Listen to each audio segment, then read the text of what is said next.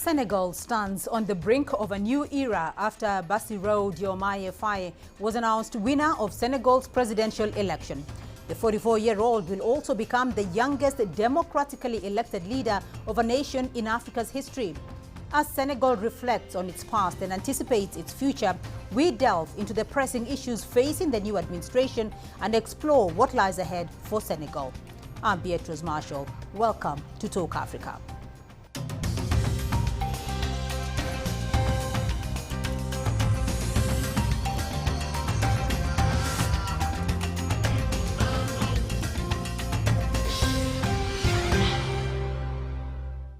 Well, we have a lot to unpack now, so let's bring in our panel of experts. With me in studio, Dr. Edgar Gidua, Assistant Professor of International Relations at the United States International University here in Nairobi. Joining us from Dakar, Professor Ousmane Sen, Director, West African Research Center. Also joining us from Dakar, Dr. Oluwole Ojewale, Regional Coordinator, Central Africa at the Institute for Security Studies.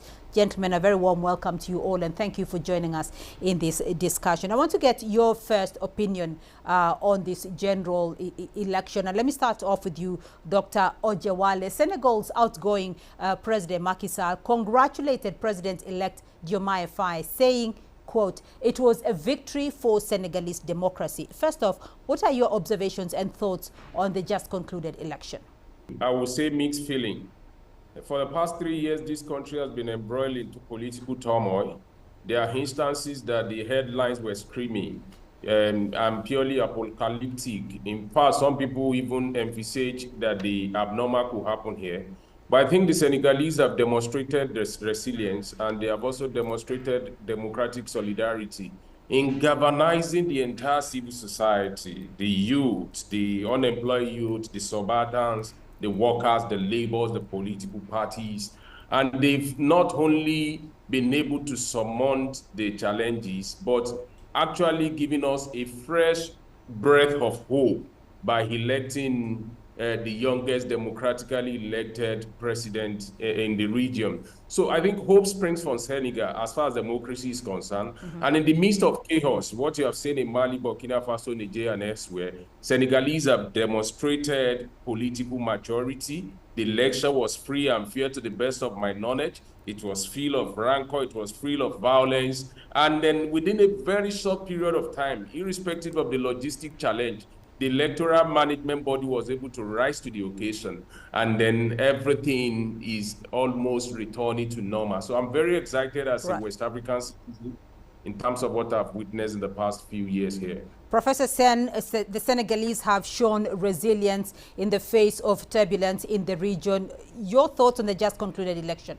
Well, I concur to that analysis. Yeah, in the face of a number of challenges, which really were of a nature maybe to imperil not only the democratic process of the election, but the country itself. I remember discussing this with specialists in political science, but they were rather afraid of various developments preceding election day.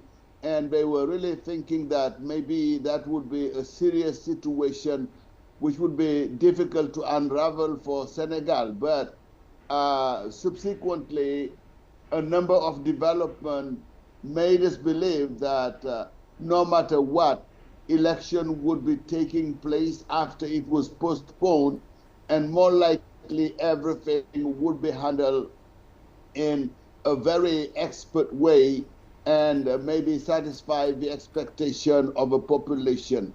In that respect, there were some moves from the government and government officials, particularly in the appointment of a Minister of the Interior, a very high-level government civil servant who at least has been minister twice with the government of Macky Sall, and who was really hailed by everybody as somebody who is very professional, very honest. Right. So all these always made everybody, opposition and majority, believe that the whole process would be handled properly, and it was handled properly. All right, so let me rope in Dr. Gidua here, because he's been watching this from another part of the continent, from East Africa. Yeah. Your thoughts on the just concluded Senegalese election?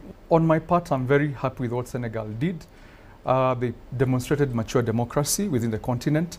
My biggest fear when Macky Sall postponed the election was that, seeing where his country is based and where Senegal is based in that coup belt, but my fear was the military might be tempted to step in the name of restoring democracy or giving back power back to the people.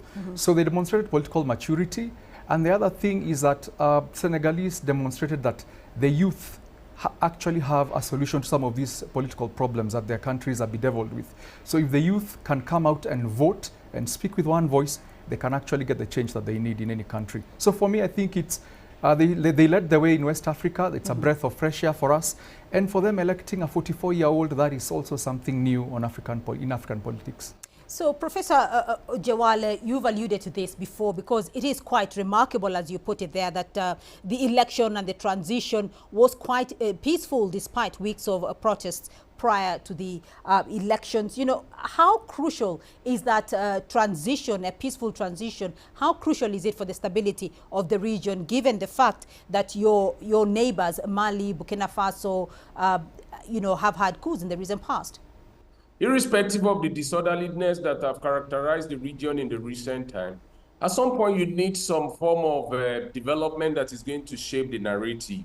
And this is a good news for ECOWAS, because Senegal, I must tell you, became like a lifeline for ECOWAS in the region. Because the fear of everybody is that if Senegal should also fall off the cliff, in fact, it is going to be like a house of cards. So the transition that has taken place in Senegal, one political party that is going out, handing over to another political party. It is a demonstration of faith in democracy. It is a demonstration of political maturity, and to show that what really counts is the belief in the national dream, in the national identity of a nation, irrespective of the division that is going to be created as a result of contestation for power. If you look at this particular election in so many aspects, it's teaching other democracies in the region where the citizens are docile, where there is continuous intervention on the part of, where we have experienced on democratic change of government. And the biggest thing for me really is the fact that despite the rumor about this extension of term, or what you call the third term agenda here, the people rose for the past 3 years and they defended democracy. And it is not only that, the president was not even able to install anointed candidate, in quote. So it's a lot of lessons about political transition. I've not seen where a gun was fired at anybody, as you have seen in other democracies in the region in the recent time. So there's a lot of lessons to learn about political transition in Senegal. And I believe this is going to make other nations to be course correct in the region, because there is now a pointer of hope, a pointer to what should be done in such instances. Senegal embodied all that and has demonstrated others to others. Professor Sen, you know, President Macky Sall's presidency has spanned 2 terms, leaving a significant imprint on Senegalese politics. Considering his 12 years in office, what specific policies or initiatives do you think will define his legacy? Yeah, absolutely. Actually, even the latest episode regarding the election, we can say that he did very well. Even though he postponed the election, trying to have the possibility to have more inclusive elections, because some people who were not qualified after the sponsorship process, maybe he wanted them to be in, but the court would not let him do that. He graciously accepted the decision, but since that decision was made, every step was taken to make sure that the whole process would be conducted in a very transparent way, and this is exactly what happened. Reporters did their job on the same day, starting by 6 p.m., and by midnight or before midnight, we all know how these elections would be ending with a majority going to the opposition and the young man called Bassirou Diomaye Faye. That is one part of a legacy. The other one is maybe the effort made in order for Senegal to change its face in terms of infrastructure, from transportation to other constructions. All these are things which are to his credit, with also something which is to his credit, not only in the name of Senegal, but in the name of Africa. You remember all the portfolios he had been defending at the international stage, some reformation to be introduced in the United Nations in order for Africa to be more visible. The point is, you cannot, sit and discuss conflicts in Africa if really Africa doesn't have a seat to sit and listen to you and react and respond to you.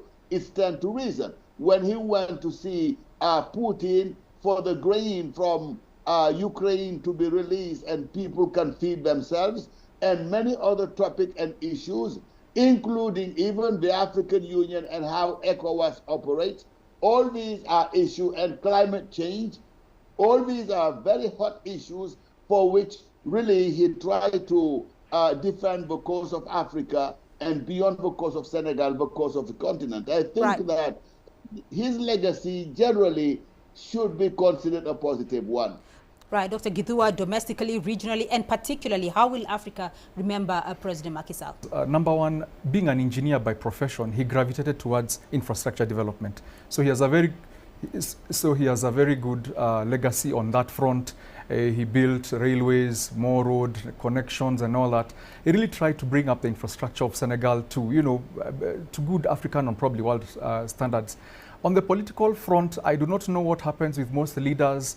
Power corrupts, absolute power corrupts, absolutely. I think wanting to hold on to power is where now he tainted his legacy, in my view. If, for example, in the unfortunate event, if, let's say, Amadou Ba had won the election, he would have now really spoiled his legacy. But now that, since the opposition and Senegalese got the candidate they wanted, by and by they will tend to respect him. In Africa, we tend to respect elder statesmen. Africa will remember him because of his positive and strong voice out there. So we will remember him positively for joining that fight and also basically saying what Africa needed to say. But on the other hand, Beatrice, Africa will also kind of vilify him a little bit for very close relations, continued relations with France, to the detriment of the Senegalese, population and what they felt. So they probably would have felt that he should have also had a strong stance in that as well. All right, gentlemen, we are going to take a short break now, but when we return, we will examine what lies ahead for President-elect Faye. Do stay with us.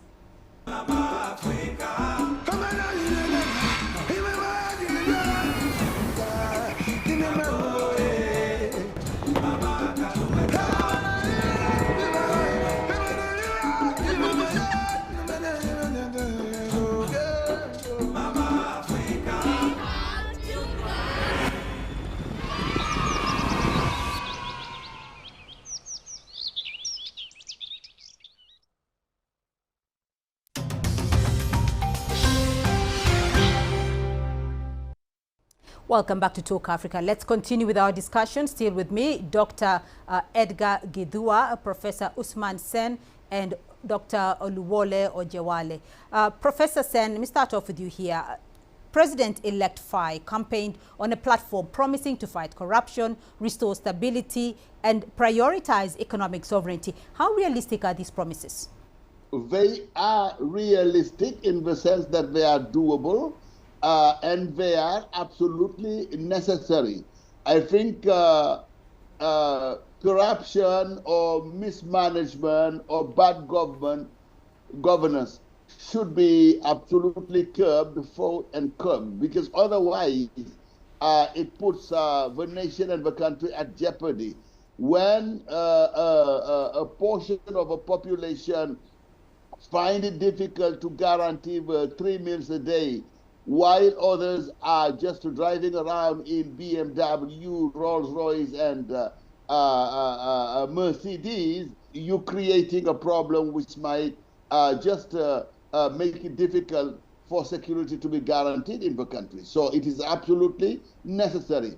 Fighting corruption is something which is absolutely necessary, and any leader in Africa and elsewhere should take it as something to grapple with. The other sectors where he would like to lay the emphasis would be like, job opportunities, employment.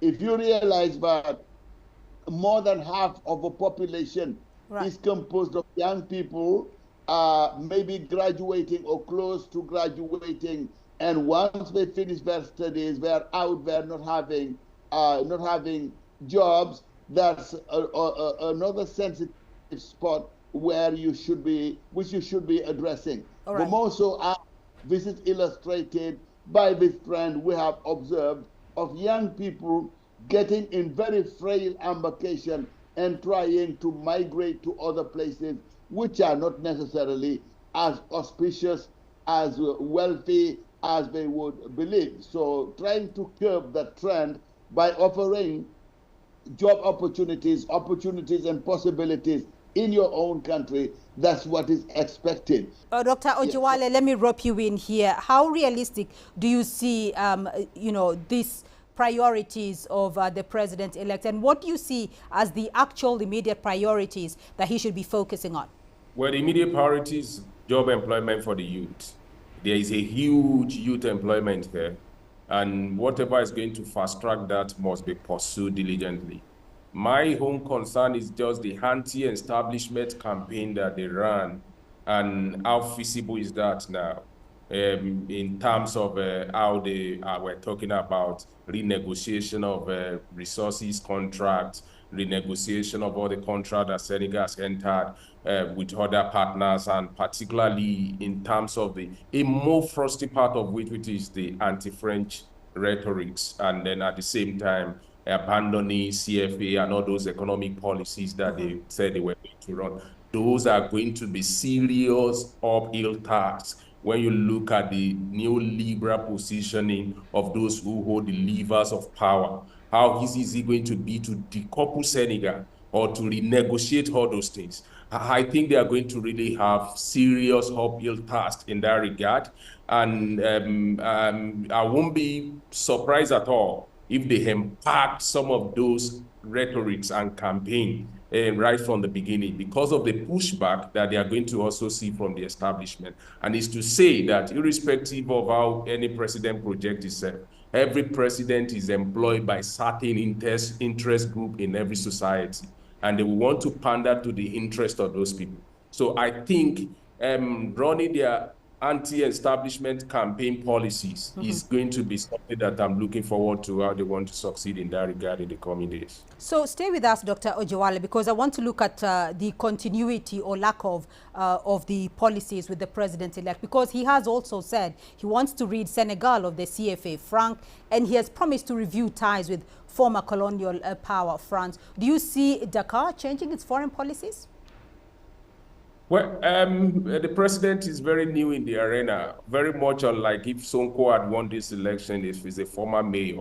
And you know that he will have come into the establishment with significant public service experience in politics and governance. So I think some of those things are just going to be paper promises. It's going to be extremely difficult and not pushing the country to the bottom to decouple all those things that they have mentioned in terms of abandoning the CFA, to pick up what? Within what period? And then because isolationist tendencies, the African countries don't have the lever to be able to control that. And I'm not sounding apologetic in this regard. I'm just looking at the pros and cons of how the establishment is also going to push back at this. They've run a campaign that is purely Pan-Africanism, liberating the people, locating the resources in the hand of the people and all those things. But it's not a Tea Party affair. And I think it's going to be a very difficult one.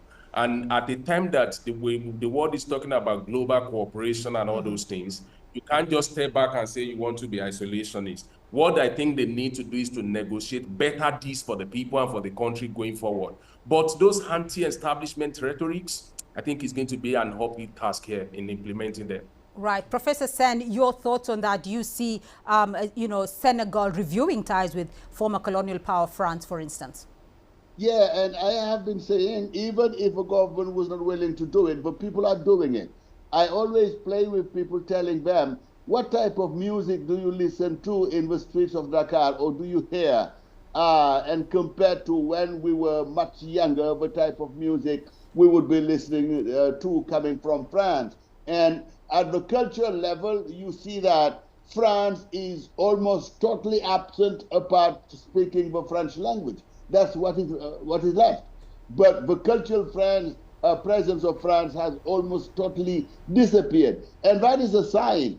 I think maybe where I would be a little bit cautious is when people try to link the CFA currency with the dominance or prerogative of France, because many specialists have just cautioned people here and said, before you remove CFA, make sure that you're going to establish a currency which is going to operate and work properly for the country. I mean, nationalism is a very good thing, but if nationalism takes you to, determinations or decisions which are counterproductive, then you should be thinking twice. Partners can come from everywhere, and bottom line is, are you a partner whose actions are profitable to Senegal as a country, as a nation? If yes, the doors are open. If not, well, we'll have to think about it. So I think Africa more and more is opening up to diversity of partnerships, and I think this is good for Senegal, and this is good also for the continent. Bottom line, we do not belong to anybody. We are totally autonomous and free, and we're going to go where our bread is better buttered. Right. So, Dr. Gidwa, let me bring you in here because the in-tray of the president-elect seems to be quite full, prioritizing economic resuscitation, prioritizing fighting corruption. That is what he has said. How realistic do you see these promises? And what do you see as some of the main challenges that he's going to be likely to face? Number one, this being a young president, he will feel pressure to pander to the interest of the youth. And there's something I call rebellion optimism. Rebellion optimism is where people kind of feel like when Senegal rebels against France, things are going to get better. I think things are going to become more optimistic. Things are usually not as simple as they are. If Senegal decides to delink itself from France, there'll be a huge price to pay, a very huge price to pay, which I do not think they have the capability to handle the consequences of that. I'm not saying they should not do it, but trust me, changing a currency is not as easy as snapping your finger. You just don't come in and say, we're going to bring in this new currency, we don't want France. In foreign policy, there's something we call continuity and change. So even as you bring about changes, there has to be continuation about who Senegal is in the international system. But having said that, some of the big things that he really has to do in his country is, number one, allow the youth or allow the wealth to trickle down to the lower masses in his country. A previous speaker talked about the negotiations around oil and gas, the gold, the wealth, the mineral wealth of Senegal. Those ones have to be renegotiated with a view of making sure that Senegal gets a lot of that wealth. Right, so I'm going to get your final thoughts, everyone. And as you wind up, I want to hear about the specific strategies that you see the incoming leader implementing to address the key economic and social issues. What are your expectations going ahead? Let me start off with you, Professor Sen. What are your expectations for Senegal? The expectations are high and people are energized. So I think economic activities are going to be whipped up and to be given more stimulus because of this wind of hope which is blowing among youth, among people, and also this wind of hope blowing outside. People will be more inclined to come and invest because the one element which is extremely important is stability and predictability. For now and for the next 5 years, stability and predictability are all over, and this opens doors for many economic opportunities. the other thing is to see maybe the Senegalese people more reconciled with themselves, and this is part of the agenda of the new president, Diomaye. He said, I want to reconcile the nation with herself, with itself, because politics, brought in some sort of wedge, and that wedge has got to disappear. You may be in the opposition, you may be in the majority, but this should not be cleaving the nation. The nation should be one people, one goal, one faith. This is our definition, and we should be getting back to it more strongly. These are the things which can be expected to take place in the next few years, but maybe a word of caution and warning. There may be some disappointment among the youth because many of them are in this world of illusion and dream. You change the president, all opportunities are going to come, employment will be all over, everybody will be making some money in one way or another. I don't think that this is going to be as easy as that. I think it is going to take a lot of time, a lot of investment, and a lot of effort, and maybe that's where President Diomaye Faye will be having a lot of difficulties trying to make sure that he is going to satisfy the high expectation of a younger population. All right. That will be his major challenge. Dr. Gidua, a young president at 44, what are your expectations for President-elect Faye? Yeah, he has a very long learning curve. He's going to have to hit the ground running. He's been thrown into the deep end, but I'm sure he asked for this and he knows what he's up to. If he's clever and if he's wise, another area he could really piggyback on to improve Senegalese economy is the agricultural sector. Macky Sall had done a lot of investments in that area, and agriculture, agribusiness is something he could tap to really not only feed the nation, also provide jobs for his youth, and also probably become a net exporter to the region. So I think agriculture is one of those low-hanging fruits for him. Renegotiating the contracts, once again, like we are saying, with all these international organizations and countries that have been in the extractive industry, trying to make sure that the money that comes to Senegal actually really helps. And being a young leader and having seen the problem of the youth and the political space, I'm also expecting that he's going to free up the political space. Mm-hmm. So at least show he's a different leader who's willing to listen to even dissenting voices without clamping down on them. So those are low-hanging fruits in my view for him. All right, Dr. Ajuwale, you have the final word. I think it will be very, very important for people to moderate their expectation, particularly the president, and not turn this government to complete youth-driven program, youth-driven cabinet, and all those things. There's a lot of significant experience that come with people who have served in public service over the years in the academia and the broader areas of the society.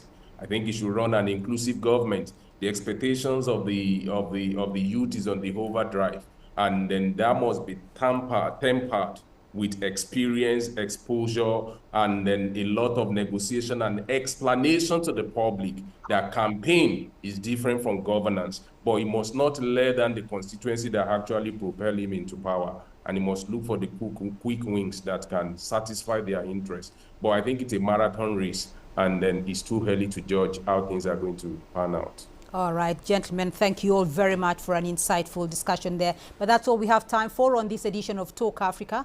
A big thank you to our guests, Dr. Edgar Gidua, Assistant Professor of International Relations at the United States International University here in Nairobi, Professor Ousmane Sen, Director, West African Research Center, Oluwole Ojewale, Regional Coordinator, Central Africa at the Institute for Security Studies.